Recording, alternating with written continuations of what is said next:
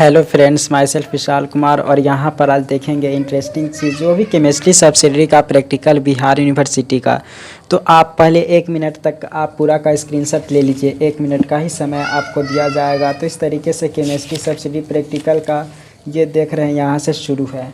तो उम्मीद करते हैं क्लियर आप एकदम अच्छा क्वालिटी करके इसको स्क्रीनशॉट ले लीजिए। यहाँ से लेकर यहाँ तक थर्मोडायनेमिक्स वाला टॉपिक तक आप स्क्रीनशॉट ले लीजिए।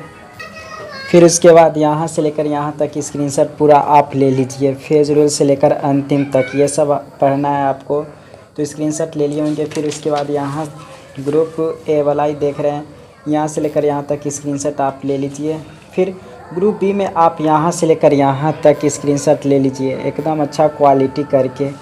फिर उसके बाद यहाँ से लेकर यहाँ तक स्क्रीनशॉट ले लीजिए।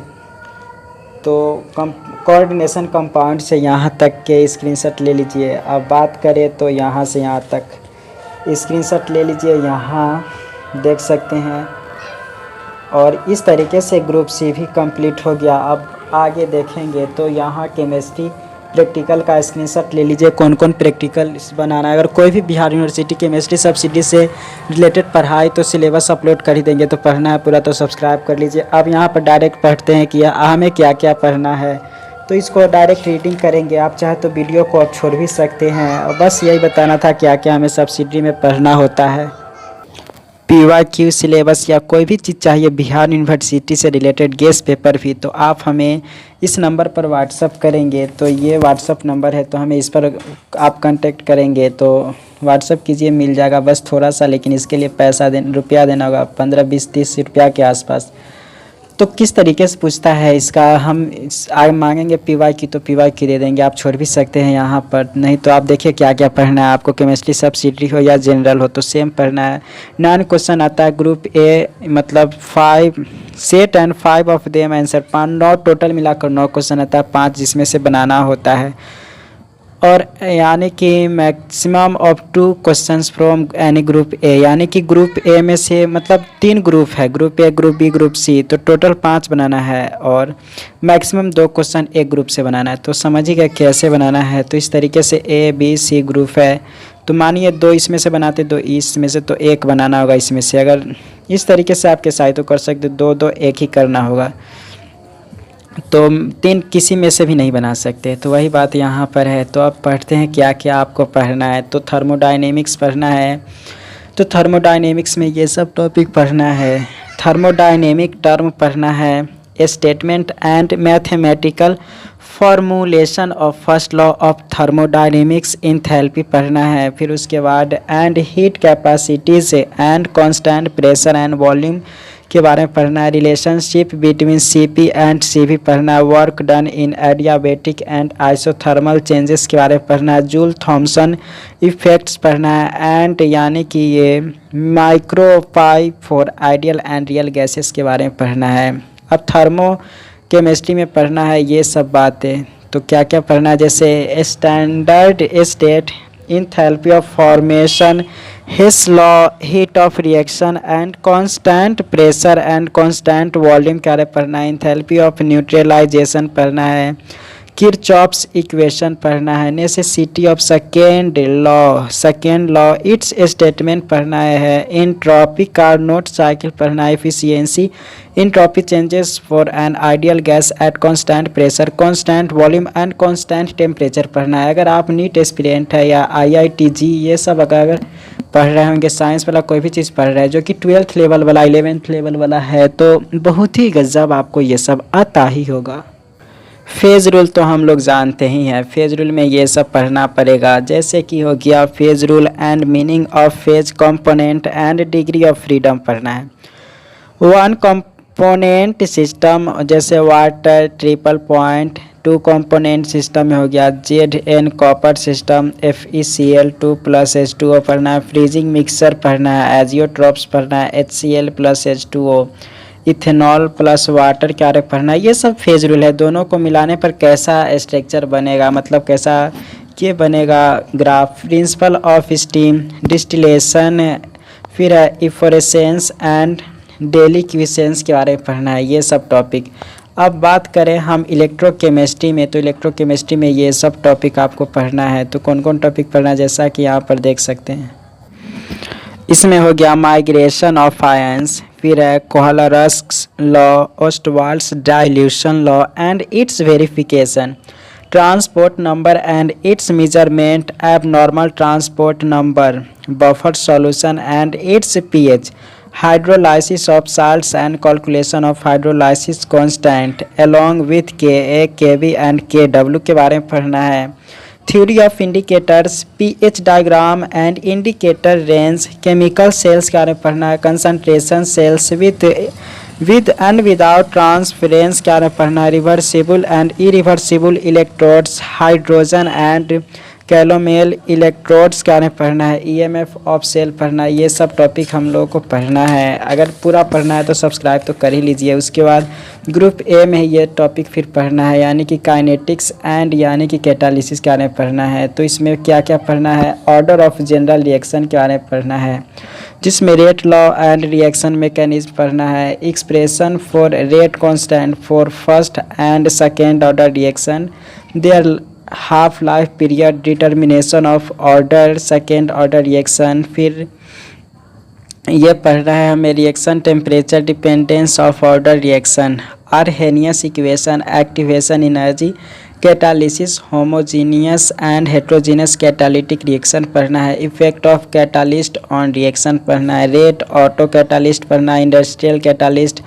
प्रोमोटर इनहिबिटर के बारे में पढ़ना है। तो ग्रुप ए में इतना सारा टॉपिक इम्पोर्टेंट है जो कि पढ़ना है।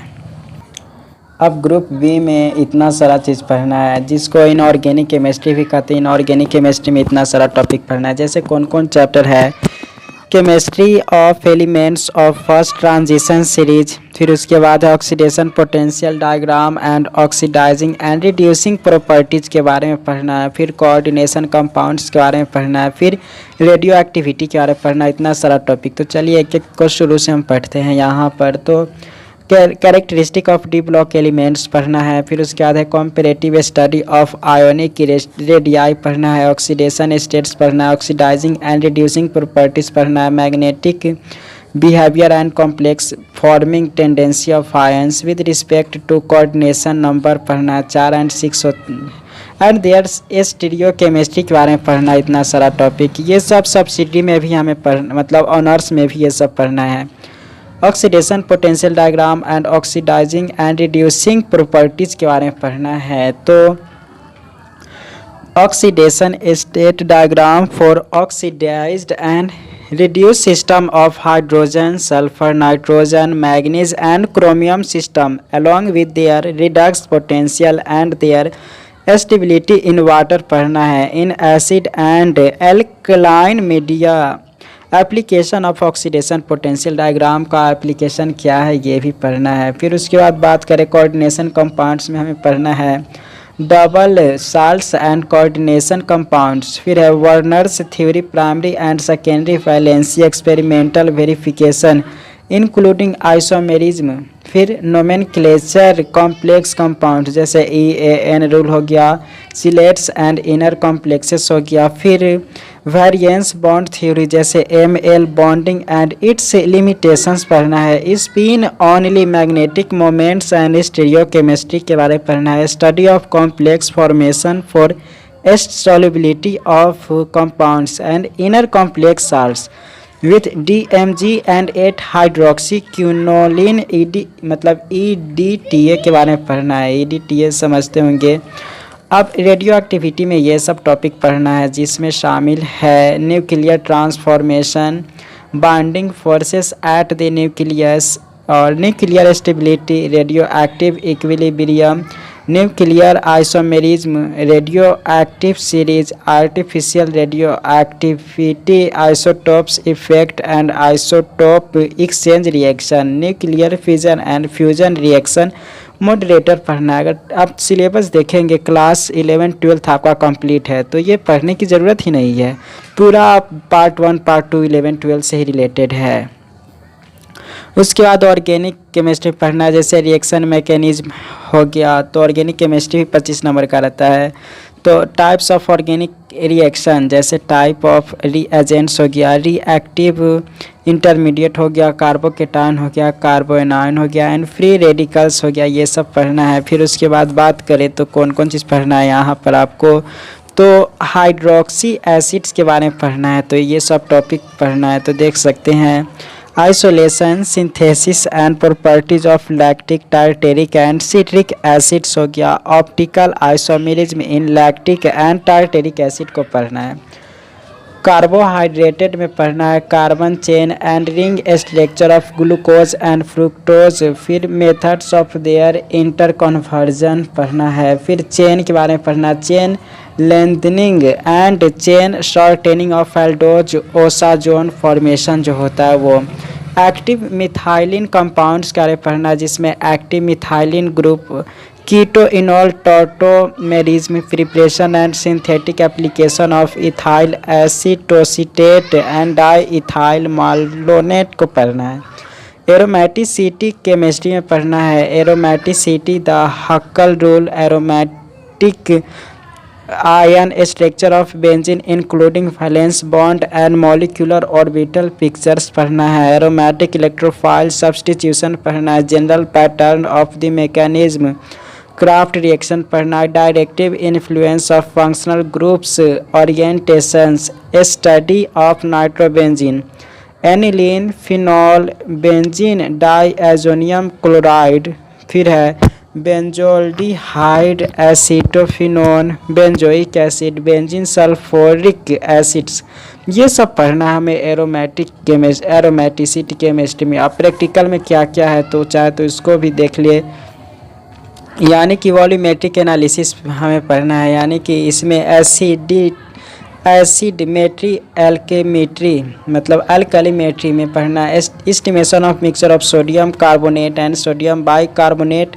किस तरीके से मिक्सर में दिखाई देता है ये पढ़ना है। फिर है oxidation and reduction, titration using oxalic acid and potassium permanganate, mixture of sulphuric acids and oxalic acid and estimation of calcium in calcium carbonate में कैल्शियम किस तरीके से एस्टिमेटेड होता है तो ये पढ़ना है। Determination of functional groups in given organic compounds, जैसे एल्डिहाइड, कीटोन हो गया, फिर कार्बोक्सिलिक एसिड एंड एमाइंस पढ़ना है, और रिकॉर्ड एंड वाइवा ये 5 नंबर का होगा। तो इस तरीके से ये टोटल नंबर डिस्ट्रीब्यूशन देख सकते हैं, यानी कि टोटल कितना यहाँ पर होता है केमिस्ट्री सब्सिडी में प्रैक्टिकल, तो हम समझते 25 नंबर का होता है, यहाँ पर 50 नहीं 25 होगा। तो इस तरीके से 10 10 5 तो इस तरीके से पढ़ना है। अब और पूरा सिलेबस पढ़ना चाहते तो सब्सक्राइब कर लीजिए, सब्सिडी में भी आपको हेल्प बहुत कर देंगे, तो सब्सक्राइब करना भूलिए नहीं। सो थैंक्स फॉर वाचिंग, इतना तक पहुँचने के लिए।